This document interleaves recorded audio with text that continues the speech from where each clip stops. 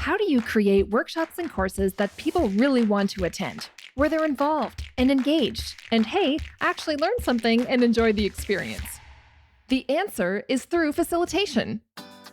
Facilitators exist wherever learning happens, and great facilitation involves getting clear on what we're doing with our groups, why we're doing it, and how to do it with purpose and intention. And that's what this podcast, Facilitating on Purpose, is all about.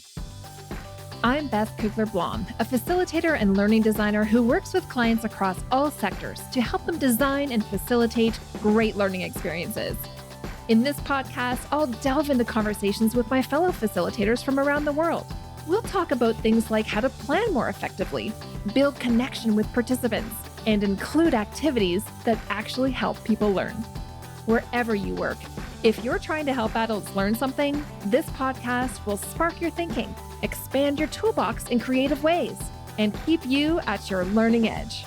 You'll be able to grow your practice, whether you were trained in the field or you just sort of fell into facilitating learning somewhere along the way. Level up your facilitation skills at facilitatingonpurpose.com and subscribe or follow the show on your favorite podcast app, such as Apple Podcasts, Google Podcasts, or Spotify.